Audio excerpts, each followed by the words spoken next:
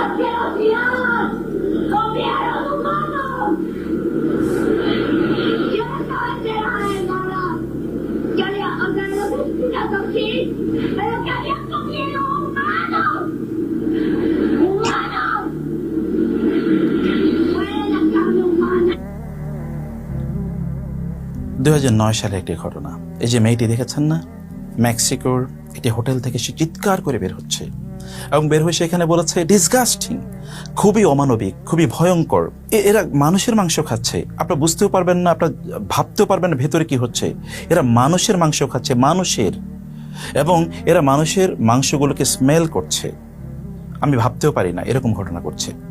এই যে মেয়েটি গ্যাব্রিয়েল রিকো, পরবর্তীতে আর তাকে খুঁজে পাওয়া যায়নি। 2009 সালের কথা বলছি। বিশ্বাস করুন, গত দুদিন আমি ঘুমাতে পারি না। যখনই ঘুমাতে চাই, চোখগুলো বন্ধ করতে চাই, তখনই শিশুদের দৃশ্যগুলো, লোমহর্ষক দৃশ্যগুলো আমার চোখের সামনে ভেসে ওঠে। শিশু পাচার, কন্যা, একেবারে শিশু 3 থেকে 9 বছরের বাচ্চাদের উপর যে অমানবিক, অমানসিক, পাশবিক যৌন নির্যাতন করা হয়েছে, সেগুলো আমার চোখের সামনে যখন ভেসে ওঠে, তখন আমার চিৎকার করে কাঁদতে মনে চায়। কোন সমাজে আমরা বসবাস করছি? আমি আপনাদেরকে এখন দুটো সত্য ঘটনা, বাস্তব ঘটনা বলবো, দুটো কাল্পনিক কথা বলতে চাই। 2001 সালে যখন আফগানিস্তানে মুজাহিদদের হাতে বন্দী হলো ইংল্যান্ডের সানডে এক্সপ্রেসের ব্রিটিশ নারী সাংবাদিক ইভান রিডলি, তিনি আফগানিস্তানের মুজাহিদদের হাতে 11 দিন বন্দী ছিলেন। তারপর তাকে রিলিজ দেওয়া হয়েছে। এরপর তিনি চলে গেলেন তার দেশে। তার পরের বছর অর্থাৎ 2002 সালে তিনি আফগানিস্তান হয়ে তার মেয়েকে, অর্থাৎ তার মেয়ে ডেইজিকে নিয়ে সমগ্র বিশ্বে তিনি ঘুরতে বের হলেন। 2003 সালে তিনি ইসলাম গ্রহণ করেছেন। লোকেরা বলল, আপনি কি দেখে এত অভিভূত হলেন যে আপনি ইসলাম গ্রহণ করলেন? তিনি বলেন, আফগানিস্তানে আমি আল্লাহকে দেখেছি। সুবহানাল্লাহ। এবং তারপর তিনি লিখলেন তার সেই বিখ্যাত বই, গোটা পৃথিবী জুড়ে সারা জাগানো সেই বইটি তিনি লিখলেন, in the land of Taliban. 2 নম্বর যে ঘটনাটি আমরা বললাম, 2009 সালের মেক্সিকোর একটি হোটেল থেকে এই যে মেয়েটি, যার নাম আমরা বলেছি গ্যাব্রিয়েল রিকো, সেখান থেকে বের হয়ে সে বলেছে এরা আসলে মানুষ খাচ্ছে, ভেতরের মানুষের মাংস খাচ্ছে, মানুষকে টুকরো টুকরো করে তারা মানুষের মাংস খাচ্ছে। আমি বলছি তারা মানুষের মাংস খাচ্ছে, একথা সে বলছে। এ দুটো ঘটনা বাদ দিই, এবার দুটো কাল্পনিক গল্প আপনাদেরকে বলি। ধরুন, পশ্চিমে যদি কারো 100 কোটি টাকা থাকে, তখন তিনি সবচেয়ে দামি একটা গাড়ি কেনেন, খুবই প্রাসাদের মতো করে বাড়ি তিনি বানান এবং আনন্দ ফুর্তির মধ্যে তিনি তার জীবন কাটান। যদি তার 1000 কোটি টাকা থাকে, তখন তার প্রাইভেট জেট থাকে, প্রাইভেট জাহাজ থাকে, রণতরী অর্থাৎ তার ভ্রমণতরী থাকে, এগুলো নিয়ে তিনি বিভিন্ন জায়গায় ঘুরে ঘুরে বেড়ান। আর যদি তারা বিলিয়নিয়ার হয়, তখন তারা মানুষের মাংস খায়।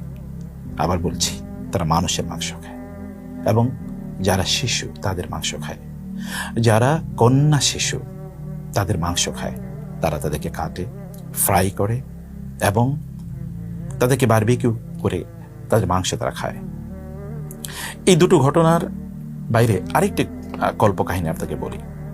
ধরুন, আপনার কোনো একটা কন্যা সন্তান, তার বয়স 3 থেকে 9, অথবা ধরুন তার বয়স 10 থেকে 15, এরকম একটি সময় তার কাছে কোনো একটা ইমেল আসছিল যে তোমাকে তোমার একাডেমিক এক্সেলেন্সের জন্য তোমাকে স্কলারশিপ দেওয়া হলো, তোমাকে ওই ইউনিভার্সিটিতে বা ওই কলেজে তোমাকে পড়ানো হবে, তোমাকে প্রচুর পরিমাণ ইন্টেলেকচুয়াল আউটপুট তোমাকে দেওয়া হবে, ইত্যকার খুব বিশাল লোভ তার সামনে তুলে ধরা হলো। অথবা তাকে কিছু ফান্ডও দেওয়া হলো, অথবা তাকে বলা হলো তুমি সেলিব্রিটির সাথে থাকতে পারবে বা তাদের সাথে তুমি ক্যারিয়ার করতে পারবে। এরকম বলে আপনি খুবই আনন্দিত এবং আপনার কন্যা সন্তান আনন্দিত। তারপরে তাকে তুলে দিলেন বিমানে, ফ্লাইটে।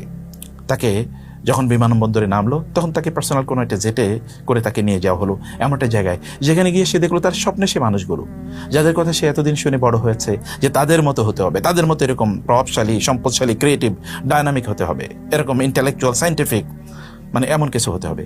গিয়ে দেখলো তাদেরকে সেখানে, কিন্তু তার হঠাৎ মুহূর্তের মধ্যে তার স্বপ্নভঙ্গ হলো। যাদের কথা তিনি এতদিন শুনেছেন আপনার মেয়ে, তারা তার সামনে এরকম ডেমনের মতো এসে দাঁড়িয়েছে। অর্থাৎ তাদের চেহারায় কেমন লোলুপ দৃষ্টি, কেমন যেন হিংস্র একটা ভাব তাদের মধ্যে আছে, এবং তারা তার দিকে এগিয়ে আসে হিংস্র থাবা নিয়ে। কি যেন তারা একটা করতে চায়।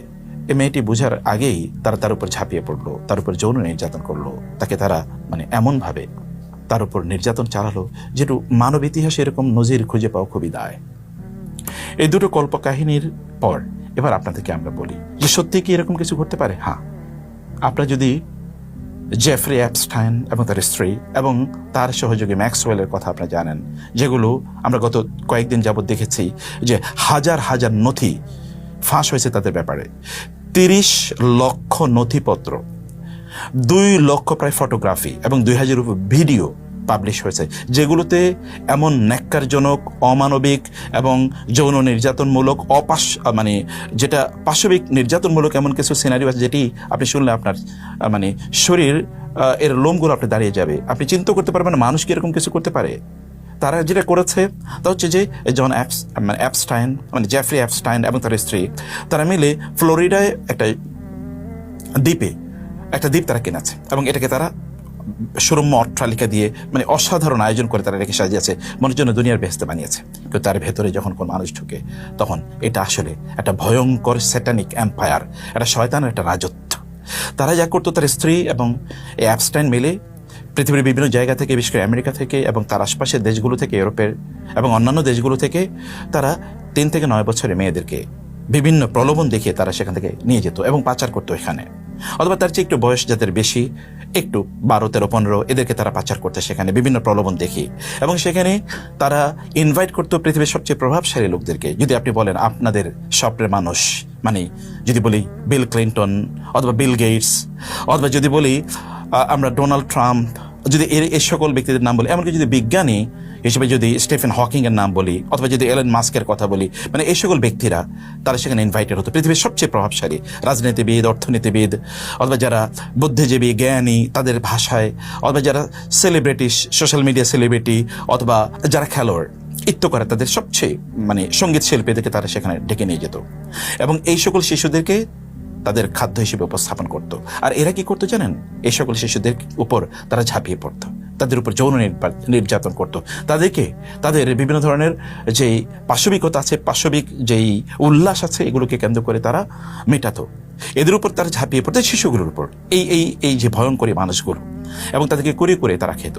শুধু তাই না, এদের মধ্যে যারা একটু বড়, একটু যারা একটু বয়স্ক, একটু মেয়েদের মধ্যে যাদের বয়স 12, 13, 14, যারা প্রেগনেন্ট হয়ে যেত, তখন ওদের পেট ছেড়ে সেখান থেকে ওই যে ভ্রূণগুলো অথবা সেখানে যে বাচ্চা জন্ম হয়েছে সেই বাচ্চাকে নিয়ে তারপরে তাকে জ্বলন্ত আগুনে পুড়িয়ে তারপরে স্যুপ বানিয়ে খেত।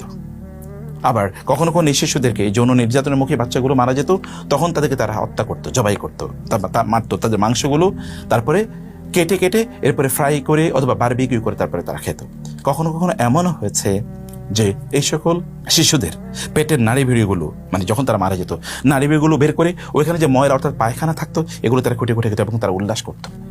আপনি ভাবতে পারেন আপনাদের যাদেরকে আদর্শ হিসেবে দেখছি আমরা, যারা গোটা পৃথিবী জুড়ে মানবাধিকারের কথা বলছে, নারী অধিকারের কথা বলছে, যারা আমাদেরকে সভ্যতা শেখাতে আসে, তারা এই কাজগুলো করছে। এটা 1-2টা নথির কথা না, এটা 30 লক্ষ নথি যেগুলো পাবলিশড হয়েছে। তার বাইরে তো আরো অনেক কিছু আছেই। এবং এগুলো নিয়ে যখন কথা বলতে গিয়েছিল, যেমন একজনের কথা আমরা বলেছি যে গ্যাব্রিয়েলো রিকো, আরেকজন সাংবাদিকের নাম ছিল ব্রাউন, এই দুজন যখন এটা নিয়ে কথা বলতে গিয়েছে তখন তারা পৃথিবী থেকে গায়েব হয়ে গেছে, তাদেরকে আর কোথাও খুঁজে পাওয়া যায়নি। আর আমরা যে মানে জেফ্রি অ্যাপস্টাইন এবং তার স্ত্রী এবং ম্যাক্সওয়েলের কথা বলেছি, এরা 3জনই হচ্ছে মোসাদের স্পাই, মানে মোসাদের গোয়েন্দা। তারা মোসাদের পক্ষ থেকে জায়নিস্টদের পক্ষে এইভাবে তারা কাজ করতো যে পৃথিবীর সবচেয়ে প্রভাবশালী লোকজনকে ধরে নিয়ে গিয়ে এই কাজগুলো করাতো এবং এগুলোর ভিডিও করে তারা রাখতো তাদের গোপনেই, অথবা তারা আনুষ্ঠানিকতার মাধ্যমে, কারণ তারা জানে তারা পৃথিবী চালায়, অথবা তাদেরকে বলার কে আছে। তারা এগুলোকে নথি করে রাখতো, এগুলোকে রেকর্ড করে রাখতো এবং ওদেরকে ব্ল্যাকমেল করতো। রাজনৈতিক জায়নিজমের পক্ষে রাজনৈতিক স্বার্থে তারা এগুলোকে ব্যবহার করতো, আবার তাদের অর্থনৈতিক স্বার্থে বা গোয়েন্দা স্বার্থে তারা এগুলো ব্যবহার করতো। এবং এভাবেই এই যে আমরা বলছি যে আপনারা অনেকে মনে করতে পারেন এটা কিভাবে সম্ভব। হ্যাঁ, অ্যাপস্টাইন মানে জেফ্রি অ্যাপস্টাইনের তার এখন এর নাম হচ্ছে বাল। আপনি জানেন কোরআন আল্লাহ সুবহানাহু ওয়া তাআলা বলেছেন, আতাদউনা বা'আলাম ওয়া তাযারুনা আহসানাল খালিকিন, তোমরা বালের পূজা করছো, বালের প্রার্থনা করছো, তার কাছে তোমরা তোমাদের জিনিসগুলো চাচ্ছ, আর তোমরা আল্লাহ সুবহানাহুকে ছেড়ে দিয়েছো। মানে প্রাচীন জেরুজালেম এই অঞ্চলের যারা হিব্রু ছিল, তারা ইহুদি হওয়ার পূর্বে তারা মূলত বাল নামক একটা মূর্তির তারা পূজা করতো। এটা ছিল হিংস্র একটা প্রাণী এবং ঈসা আলাইহিস সালাতু ওয়াস সালামের বিরোধিতা এই বাল করেছে বলে বাইবেলে পর্যন্ত উল্লেখও আছে। যাই হোক, এর পূজা তারা করতো। আর বাল মূলত হচ্ছে শয়তানের প্রতিভূ, মানে এক্সাম্পল, শয়তানের রিপ্রেজেন্টেটিভ, শয়তানের রিফ্লেকশন। অতএব স্যাটানিক এম্পায়ার, দাজ্জালীয় সভ্যতা, শয়তানের রাজত্ব নির্মাণ মূলত এই বায়ালের মাধ্যমেই তারা করতে চেয়েছে। এটাই মূলত তাদের লক্ষ্য এবং উদ্দেশ্য। একবার চিন্তা করে দেখুন, যারা আমাদেরকে মানবাধিকারের কথা বলে, নারী অধিকারের কথা বলে, এবং আমাদের দেশেও দেখি নারীবাদীরা যাদেরকে আমাদের সামনে উদাহরণ হিসেবে উপস্থাপন করছে, তাদের অবস্থা এরকম। কিন্তু এই যে পৃথিবীর মোরাল হিসেবে যারা বসে আছে, তাদের এত অপকর্মের বিরুদ্ধে, তাদের এত পাশবিকতার বিরুদ্ধে, তাদের এত অমানবিক কাজের বিরুদ্ধে, এবং শিশু মানে কন্যা সন্তানদের বিরুদ্ধে তাদের যে আচরণ, এই আচরণের বিরুদ্ধে কোনো নারীবাদী, কোনো সংগঠন কি গোটা পৃথিবী জুড়ে একটা কথা বলেছে?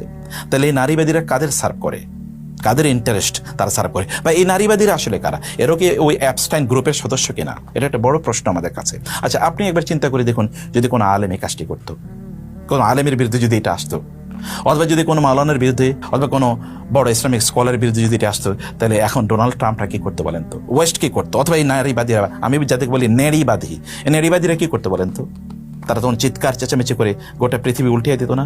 বা আমেরিকা হয়তো বলতো ঠিক আছে, ওই দেশকে আক্রমণ করা দরকার, কারণ এরা মানবতার শত্রু। কিন্তু তারা কই? ট্রাম্প এবং তার স্ত্রী, তার গোটা পরিবার এর সাথে জড়িত। আর অন্যান্যরা যারা আছে ধ্বজাধারী, তাদের প্রত্যেকের অবস্থা কিন্তু এরকম। এর সাথে আরেকটি বিষয় আমরা আপনাদেরকে বলতে চাই, তাহলে এই যে মানব অধিকার বা নারী অধিকারের এই যে স্লোগান, এই স্লোগানের মুখোশের আড়ালে আসলে একটা ভিন্ন মুখ আছে, ভিন্ন একটা এজেন্ডা আছে। তা হলো মানব জাতিকে শয়তানের রাজত্বে তাদেরকে নিয়ে যাওয়া, অথবা শয়তানের বা দাজ্জালের অধীনে তাদেরকে নিয়ে যাওয়া। এটাই মূলত এই কাজ। আমরা আপনাদেরকে বলতে চাই, প্লিজ, এই যে কথিত মানবাধিকার অথবা কথিত যেই নারী অধিকারের যেই স্লোগানগুলো আছে, এই ব্যাপারে আপনারা সাবধান হন। আমাদের যুবকদেরকে বলবো, তোমরা কাদেরকে আদর্শ হিসেবে গ্রহণ করছো এটা ভাবো। বোনদেরকে বলবো, আপনারা কাদের কথায় নাচছেন, কাদের কথা শুনছেন, কাদের কথায় আপনারা ঘর থেকে বের হয়ে যাচ্ছেন, অথবা কাদের কথায় আপনারা মনে করছেন যে এরাই আমাদের আদর্শ, এরাই আমাদের কল্যাণ চায়, কাদের কথায় দেখেছেন তারা কারা? এবং তাদের এজেন্ডা যারা আমাদের দেশে বাস্তবায়ন করতে চায়, অথবা বিভিন্ন মুসলিম দেশে যারা বাস্তবায়ন করতে চায়, অথবা পৃথিবীব্যাপী ওদের এজেন্ডা যারা বাস্তবায়ন করতে চায়, তারা আসলে কারা? তাদের মুখোশগুলো আমাদের কাছে উন্মোচিত হওয়া দরকার। আমরা বলবো আমাদের বোনদেরকে, আমাদের মেয়েদেরকে, যে আমরা তোমাদেরকে প্রচণ্ড ভালোবাসি, তোমাদের উপরই ভিত্তি করে এই মানব সভ্যতা টিকে থাকবে। তোমাদের নিজেদেরকে তোমাদের রক্ষা করতে হবে, এবং কোরআন তোমাদের কল্যাণ চায়। তোমাদেরকে যিনি সৃষ্টি করেছেন, আপনাদেরকে, মায়েদেরকে বলবো, আপনাদেরকে যিনি সৃষ্টি করেছেন মহান আল্লাহ সুবহানাহু ওয়া তাআলা, তিনি কি জানেন না আপনাদের কল্যাণ কোথায়? এই মানবরূপী এই পশুগুলো, তারা আপনাদেরকে বলবে যে আপনাদের অধিকার কি, আর সেই অধিকারের স্লোগানই আমরা দেব? No, never. আমরা তাদেরকে বিশ্বাস করি না। তাদের এই রূপ তো আমরা দেখতে পেয়েছি। আল্লাহ সুবহানাহু ওয়া তাআলা এই পাশবিকতা, এই নৃশংস, অমানবিক, এই স্যাটানিক এম্পায়ারের সদস্যদের থেকে আল্লাহ তাআলা আমাদেরকে এবং মানব জাতিকে রক্ষা করুন। আল্লাহুম্মা আমিন। আসসালামু আলাইকুম ওয়া রাহমাতুল্লাহি ওয়া বারাকাতুহু।